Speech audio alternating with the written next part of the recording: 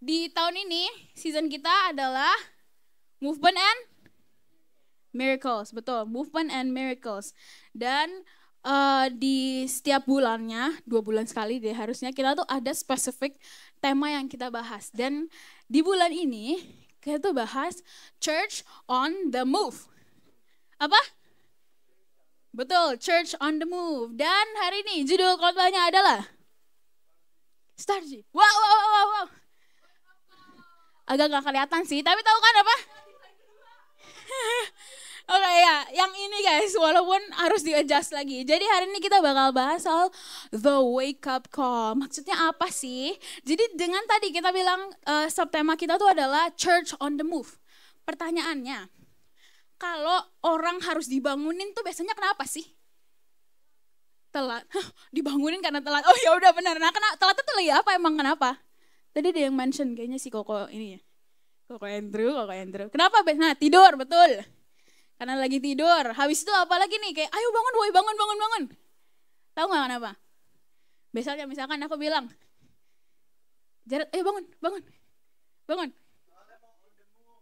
Soalnya dia lagi duduk. Makanya kita suruh bangun. Thank you, boleh duduk lagi. Gimana sih nih? Habis itu misalkan orang juga kita bilang kayak, orang nih lagi diem-diem aja nih. Mana aku cari incer. Nah betul banget. Nah udah tahu aja belum juga gue bilang apa-apa. Iya, biasanya orang disuruh bangun itu karena satu lagi tidur, dua lagi duduk-duduk aja, ketiga lagi bengong. Makanya kita suruh bangun. Nah sekarang pertanyaan tadi kita church on the move. Kalau kita lagi tidur bisa move gak sih? Gak bisa kan, kalau kita lagi tidur kita gak bisa move. Kalau kita lagi duduk-duduk, ayo gerak, ayo woi jalan-jalan, emang bisa gerak? Kan enggak, ataupun lagi bengong gitu loh, lagi bengong ntar disuruh belok kanan. Biasanya kalau nyetir orang lagi bengong tuh malah muscle memory gitu sih guys.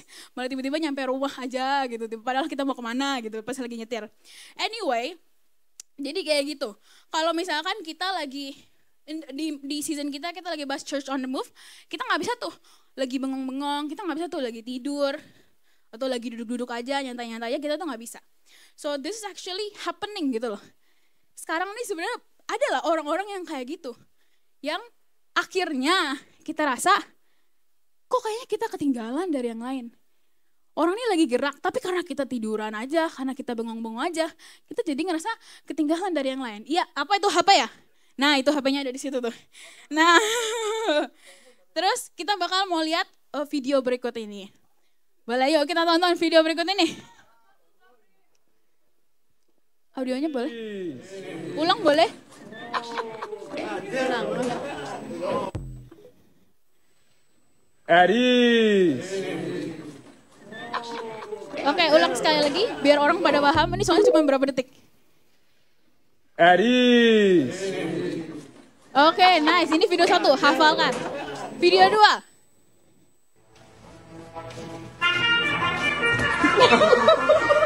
Oke, ulang lagi, biar hafal. Oke, nah itu guys. Pip. Nah ya, jadi walaupun kepotong sih endingnya, cuman oke, jadi kalau kalian lihat dari 2 video tadi, video pertama ada satu orang yang ngomong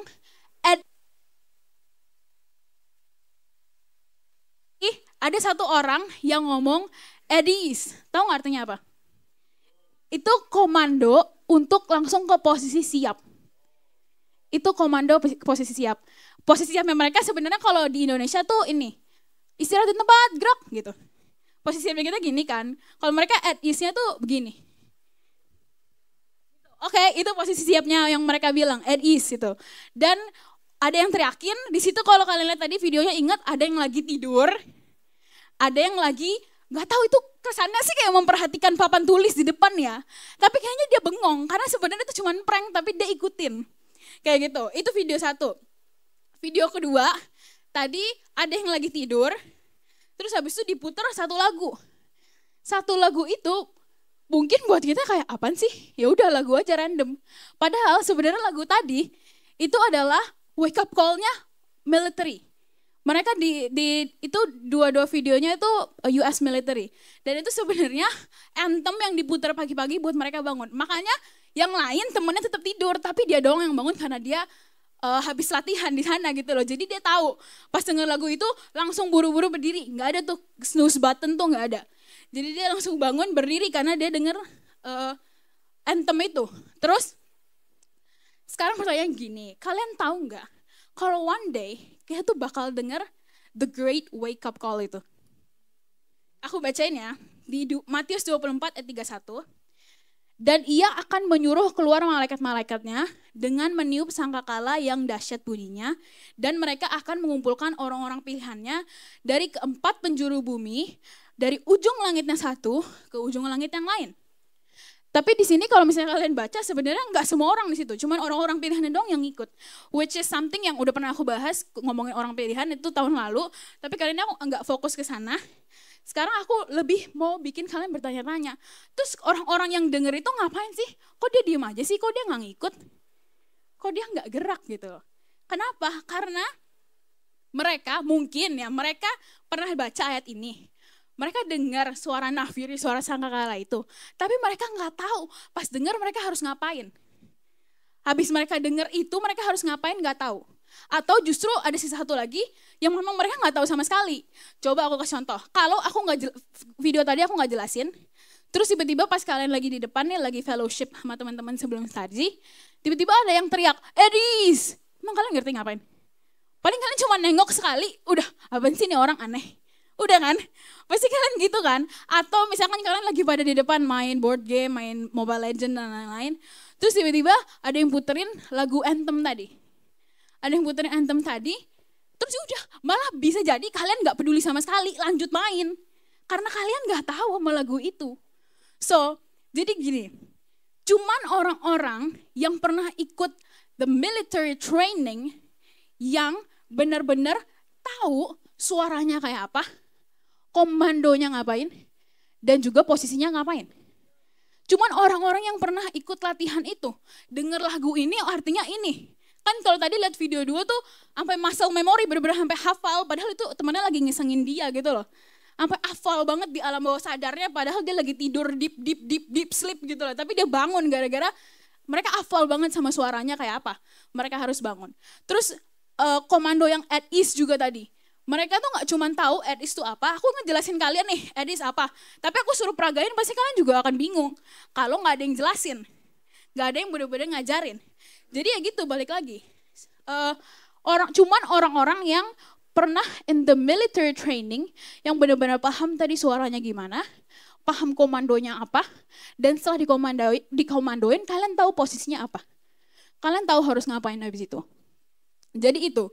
Nah sebelum kita dengar the great wake up call itu, dengar suara nafiri atau apapun yang aku juga nggak tahu kapan, ya guys ya. What should we do?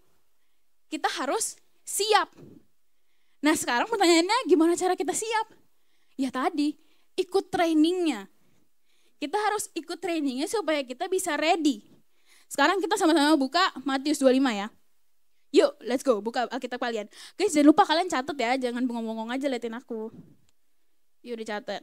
Matius 25, dibuka maksudnya. Aku aja sih guys yang bacain.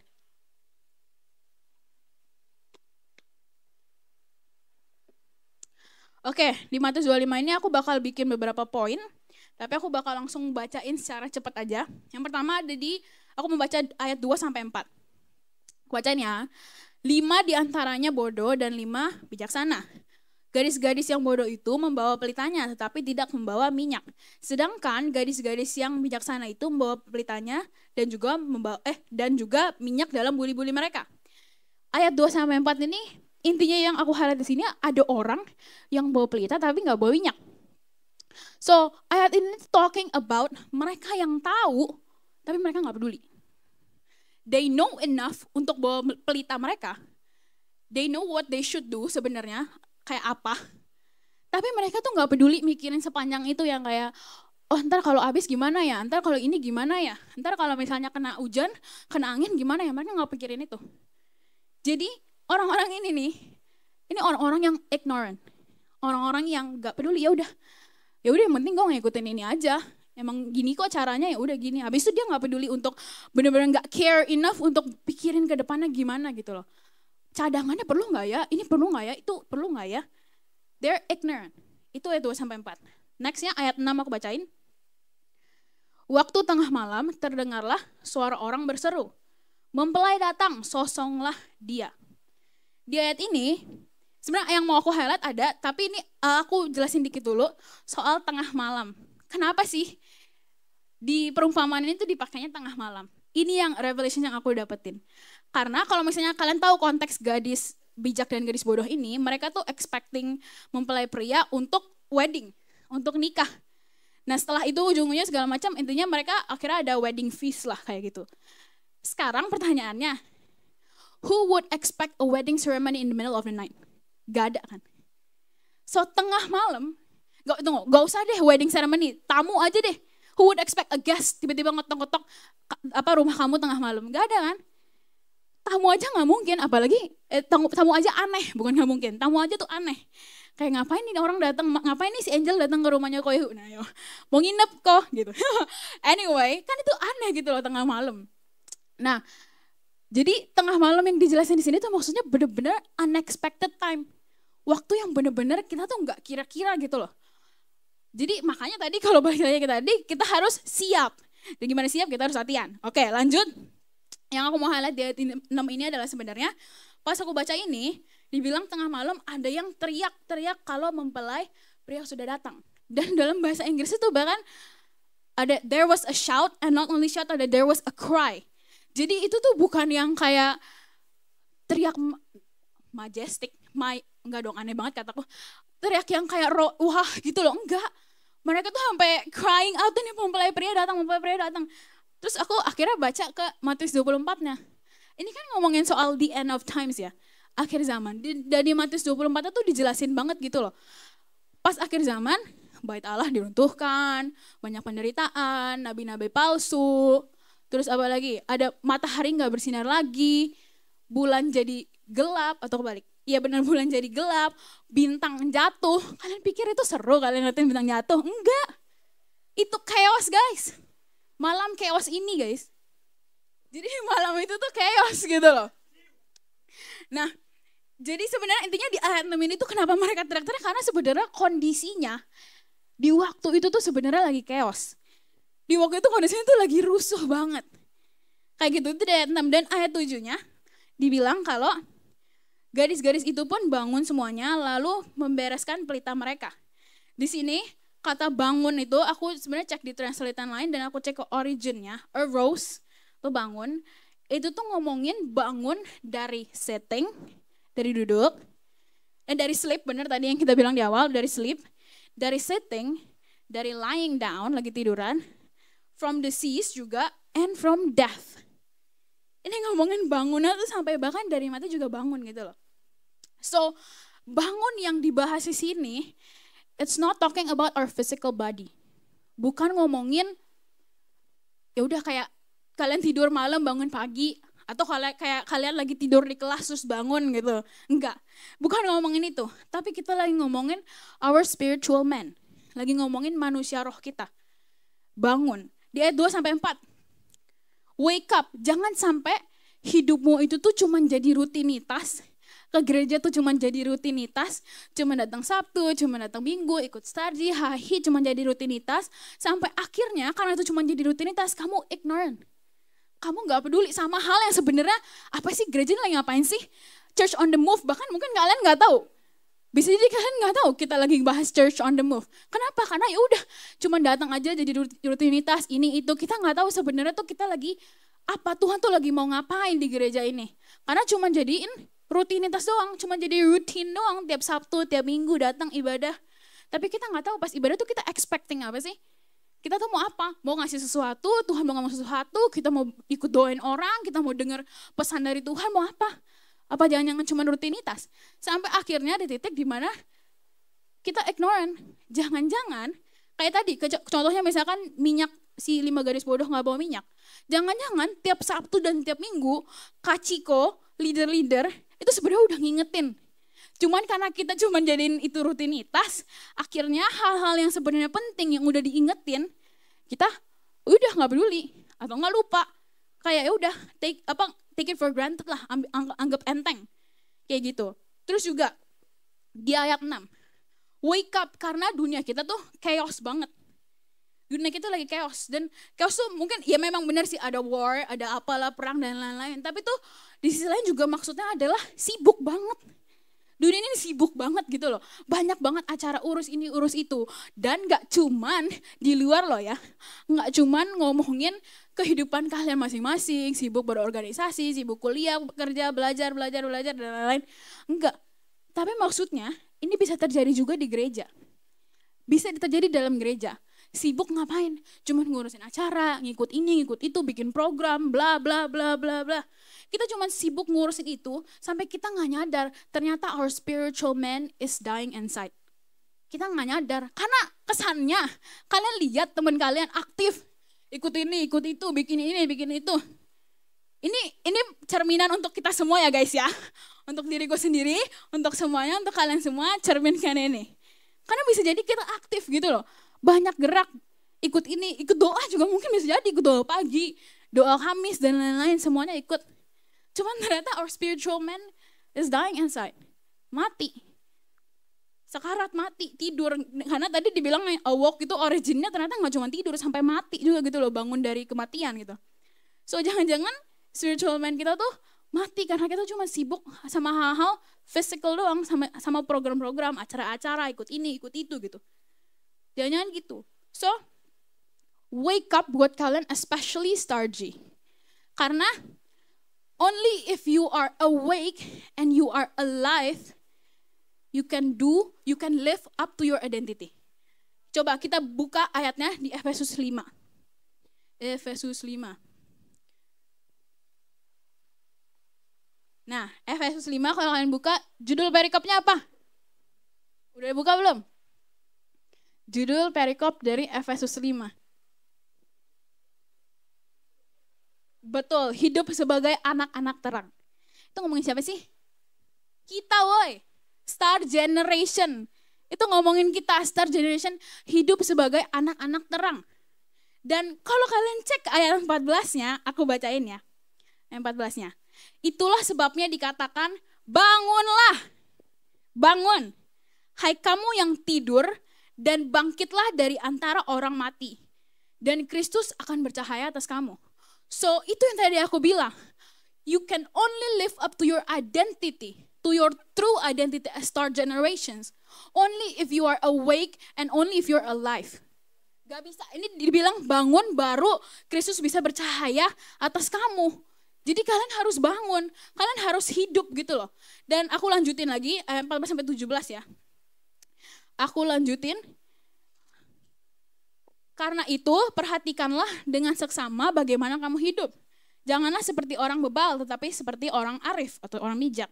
Dan pergunakanlah waktu yang ada karena hari-hari ini adalah jahat.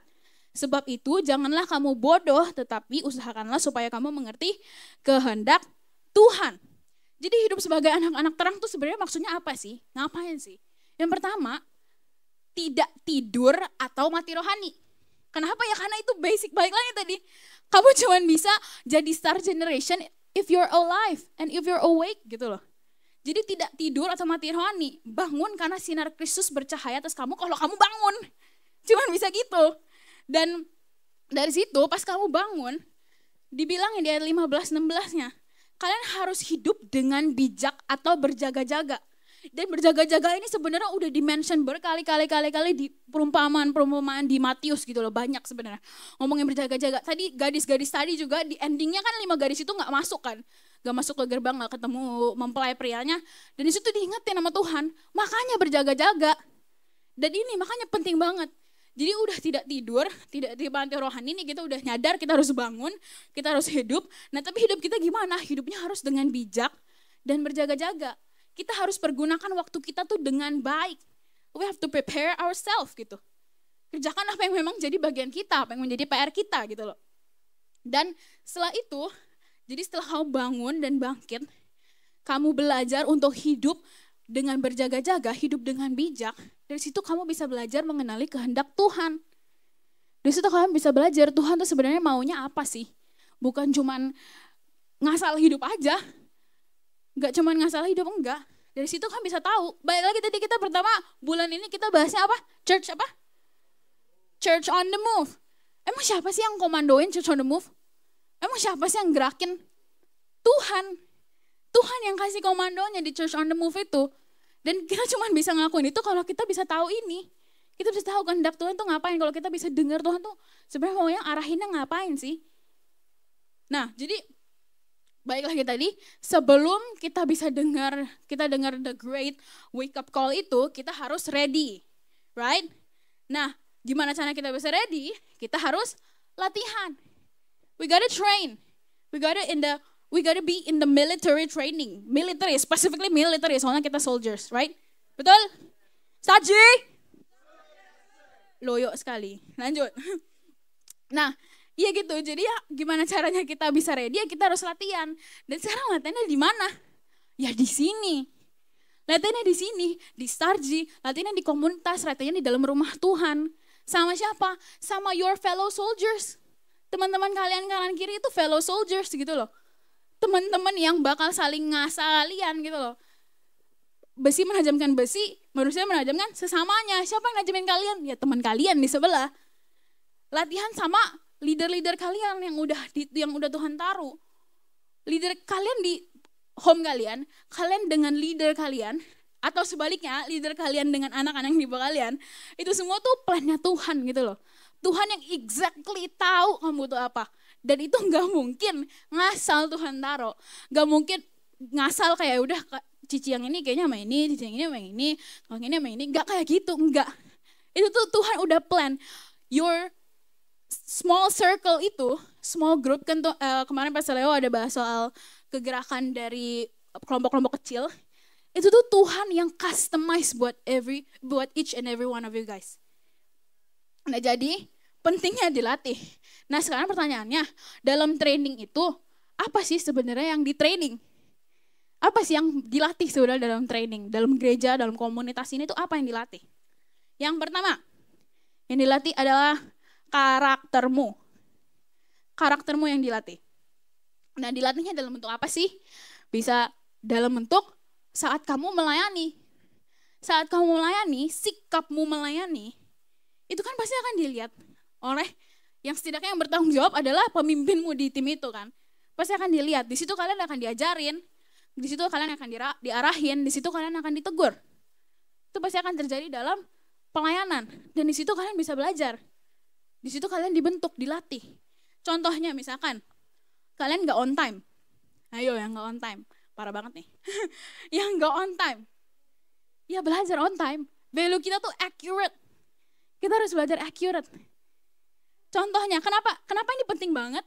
Dan apa yang kalian, hasil dari yang kalian dibentuk di sini, itu akan affect your life outside.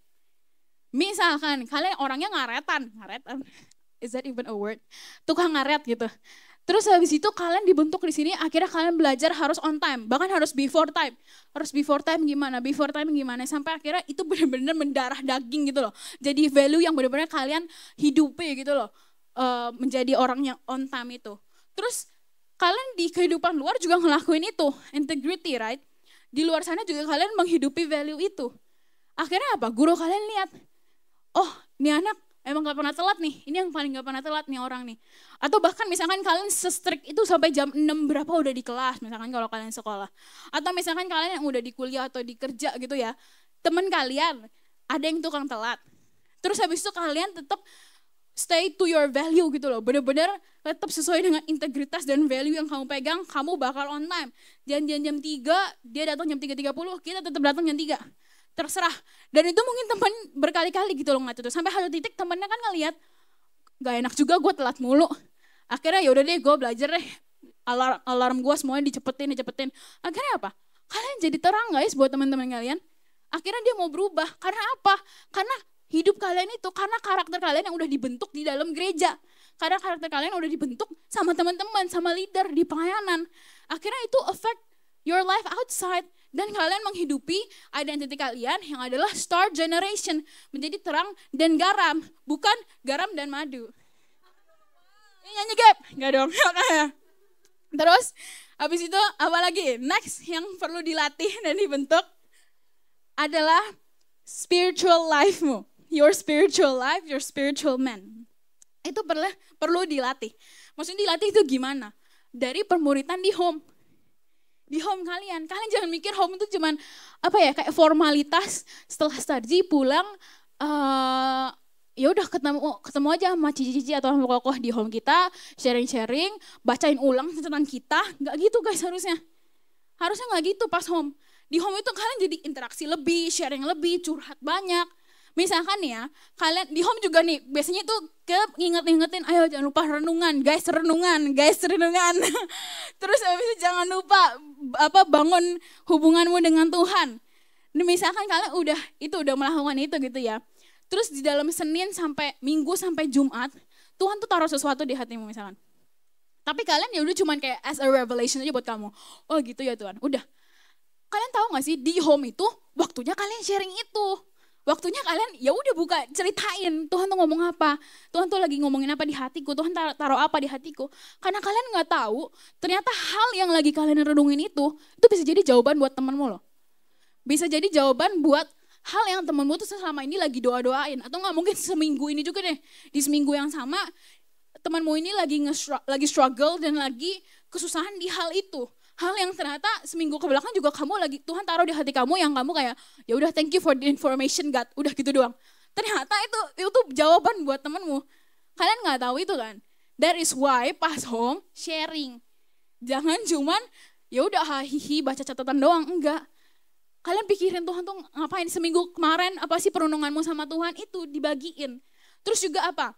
Kalau kita ambil kasih si temennya yang lain ya, temen yang lagi kesusahan. Anggap aja kita lagi di POV temen yang kesusahan. Seminggu ini kita struggle atau sakit-sakitan deh, misalkan sakit-sakitan. Seminggu ini kita sakit-sakitan, terus habis itu kita datang surgery dan home, terus habis itu kita kayak memilih untuk diem-diem aja. Ya udah, setelah itu bye-bye amin pulang, beres. Tapi kalau kita sharing, ya nih lagi sakit, gini. Ya kan jadinya teman-teman kalian bisa belajar ngapain? Doain kalian. Teman-teman kalian bisa pakai tuh tadi nama Yesus yang bisa nyembuhin. Itu bisa dipraktekkan dalam home kalian gitu loh. Dalam interaksi di home kalian tuh bisa kayak gitu. Makanya pas home kalau berbagi ya nggak apa-apa juga gitu loh, curhat, ceritain kalian lagi kenapa, lagi susah apa, minta tolong apa, minta bantuin apa, minta doain. Ya udah.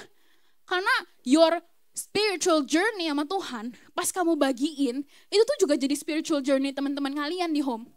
Your faith journey di dalam home, buat kalian sendiri, pas kalian sharingkan, itu bisa jadi faith journey buat teman-teman kalian. Kayak dengerin cerita Koi Huji Seli dengan faith journey-nya mereka, janji iman dan lain-lain, itu mah gile banget. Dan kita tuh bener-bener yang kayak, oh Tuhan bisa ya kayak gitu. Jadi kita pun ikut ke stretch gitu loh, kita ikut yang kayak, aku juga mau kayak gitu, gue juga mau bisa kayak gitu loh. Itu kenapa? Karena ada yang membagikan, karena ada yang sharing life, karena Koi Huji Seli gak cuma hahihi gitu-gitu aja gitu loh di home, enggak, bahkan gak di home itu dia cerita, kapanpun dia bisa cerita sih sebenarnya. Cuman ya gitu loh, jadi di home itu adalah kemungkinan yang paling besar kalian bisa berbagi kayak gitu. Bagi cerita kehidupan kalian, kalaupun mungkin di hari ini kalian kesusahan, minggu depan belum, ya udah tetap beriman bareng-bareng. Tetap doain bareng-bareng. Sampai akhirnya one day kalian bisa overcome mungkin that intimidations ataupun masalah kalian itu. Sampai one day kalian bisa overcome itu kan jadi celebration buat the whole home gitu loh. Selebrasi untuk satu home itu full. Jadi kayak gitu tuh pentingnya kalian bisa belajar untuk bertambah dewasa, dilatih bertambah dewasa dalam home. Kalau misalkan kalian takut gitu kalau doa di depan umum, doa di mana, ya belajar doa dari home. Doain temennya yang sakit ya Jo ya, biar sembuh Jo. Iya gitu, doain temennya yang sakit biar sembuh itu belajar dari home. Terus next, udah karakter, spiritual, dan yang terakhir, dan ini sebenarnya paling penting, yang perlu dilatih adalah hatimu. Hatimu. Apa sih maksudnya? Maksudnya adalah posisi hati yang benar. Kerendahan hati atau humility. Karena kalau kita dilatih, pas kita dalam proses pelatihan, pasti akan ada namanya transformation, right? Ada yang namanya perubahan. But unlike our physical body, gak kayak badan kita yang kalau kita latihan tiap hari konsisten, tiap hari olahraga, pasti ada hasilnya. Tapi unlike our physical body, kehidupan spiritual kita, pemikiran kita, karakter kita gak akan berubah kalau hati kita gak benar. Mau diusahain kayak gimana kalau hati kita gak benar juga ya udah gak bisa berubah. Karena kalau misalnya olahraga nih, tiap hari olahraga, mau hatinya ngedumel juga tetap kurus kok. Mau hatinya isinya maki-maki juga tetap kurus kok. Badan kita gitu, yang di dalam gak kayak gitu. Yang di dalam tuh butuh semuanya benar-benar mau berubah. Dan yang paling penting ini adalah hati kita. Dan ini kenapa aku bisa ngomong kayak gini, karena sebenarnya kelihatan banget dari Firaun. Firaun tuh dulu dong, dulu pas dia kejar-kejar Musa, apa sih keputusan-keputusan dia yang dia lakuin, strategi-strategi yang dia desain, itu only leads to death and failures. Kenapa? Karena hatinya keras. Karena hatinya gak benar. Terus apa lagi? Saul ini, the moment dia memutuskan untuk pilih egonya sendiri, ego, stubbornness, itu sebenarnya dari hati guys. Ngerasa sombong, ngerasa lebih bisa, gak ngikutin perintah Tuhan, tapi dia ngelakuin sendiri sesuai dengan, kayaknya lebih baik gini deh Tuhan. Sok-sok ngatur Tuhan gitu loh. The moment dia milih itu, ya udah habis itu roh Allah gak atas dia lagi, udah pergi. Gara-gara apa? Gara-gara hatinya gak benar. Dan setelah itu ya udah, selama masa, walaupun dia masih punya title raja ya, udah di pemerintahannya gak jelas. Kerjanya apa sih, penuh dengan dendam, ngejar-ngejar Daud gitu. Kayak gitu isinya. Nah itulah betapa berpengaruhnya hatimu terhadap perubahanmu. Itu akan sangat berpengaruh. Kalau misalkan kamu mau berubah karakternya, posisi hatimu yang benar dulu, jadi kamu bisa dengar pemimpinmu. Kalau kamu mau manusia rohmu bertumbuh, posisi hatimu yang benar dulu, baru kamu bisa dengar suara Tuhan. Jadi penting banget gitu loh, posisi hati yang benar tuh penting banget. Jadi kalau balik lagi, kalau misalnya kita, apalagi mendengar itu penting banget, harus bisa dengar. Karena kenapa? Kita we're in the season of movement and miracles. Dan kita bahas church on the move. Kita dengar komandonya dari Tuhan. Kalau kita nggak bisa dengar, terus kita gimana? Kalau kita nggak bisa dengar, ya udah tidur tetap tidur lah. Mati ya tetap mati lah. Duduk-duduk nyantai main HP ya udah gitu aja. Kalau kita nggak bisa dengar pemimpin, nggak bisa dengar Tuhan, ya udah kita nggak akan bisa kemana-mana, nge-stuck jadinya. Terus tiba-tiba yang lain udah nyampe mana, kita di mana, kita ngerasa kok gue ditinggalin. Padahal enggak, padahal lu aja yang dipanggil-panggil kagak mau bangun. Udah dibilangin semua orang, ayo jalan, ayo bawa minyaknya, ayo bawa pelitanya. Tapi lu nya nggak peduli. Jadi jangan sampai baik ke season kita, church on the move, pas kita lagi gerak, tapi kita nggak bisa dengar karena kita ketiduran. Jadi guys, wake up, bangun. Coba bilang ke temannya bangun. Bangun. Bilang kayak bangun. Kenapa? Karena ini udah waktunya loh kita gerak. Tuhan tuh mau bilang church on the move. Church, ayo gereja Tuhan kita bergerak bersama-sama sesuai dengan kegerakan Tuhan. Kalau kita tidur kita gak akan bisa gerak. Dan kalau misalnya kita gak dilatih, kita gak akan bisa tahu. Tuhan bilang belok kanan. Terus kalau kita gak pernah dengar bahasanya Tuhan, kita juga gak akan tahu kita harus belok kanan ternyata. Kayak gitu. Baliklah, pokoknya sama lah semuanya kayak komando military. Kita disuruh at east commandernya. Kan Tuhan itu our great commander kan. Kalau dalam military gitu, komandannya suruh istirahat ya istirahat. Di tempat maksudnya. Istirahat di tempat. Jalan. Gimana lah jalannya military gitu ya. Terus habis itu belok kanan. Belok kanan enggak sih? Hadap kanan. Pasti kan kita harus bisa ngikutin itu kan. Jadi ya gitu guys, jadi intinya kita tuh lagi bergerak as a church, kita lagi bergerak bersama-sama sebagai gereja Tuhan. Kalau kita tidur kita gak akan bisa dengar. Dan sebenarnya church on the move ini pun salah satu bentuk training kita juga gitu loh. Bentuk training kita bisa dengar kehendak Tuhan, suara Tuhan, mau diasah, mau diajar sama leader, sama teman-teman sekitar. Itu salah satu bentuk training kita, karena supaya kita bisa ready when the great wake up call itu datang gitu. Supaya kita bisa ready, gak ketinggalan. Kayak kita jadinya tahu gak sendirian kayak orang dari 4 penjuru, ternyata kita lagi di penjuru 5 yang gak tertulis gitu kan. Jadinya kita ketinggalan dong. Jadi that is why it is very important untuk bisa dengar Tuhan tuh nyuruh kita ngapain, punya hati yang mau dibentuk, bisa dengar pemimpin kita ngomong apa, ngarahinnya gimana. It is very important kayak gitu guys. Jadi bangunin teman-teman kalian, sebelah kalian, karena yang tahu kalian sebenarnya lagi tidur atau bangun cuma diri kalian sendiri. Yang tahu sebenarnya kalian ini, oh ya, I'm spiritually awake atau alive itu cuma kalian sendiri. Hubungan kalian gimana sama Tuhan, renungan kalian gimana, kalian baca Alkitab tuh cuma ngasal baca atau beneran cari tahu Tuhan tuh mau ngomong apa, cari tahu pribadi Tuhan tuh kayak apa. Itu cuma kalian doang yang tahu. Teman-teman kalian cuma bisa ngelihat, oh iya, ini orang aktif, oh ya ini orang dalam nge-study, cuma sekedar gitu-gitu doang pasti. Yang tahu di dalam tuh cuma kalian sama Tuhan. Jadi ya kita sekarang cuma bisa ngingetin, ayo bangun. Kalau kalian ngerasa convicted, bangun guys. Oke, amen.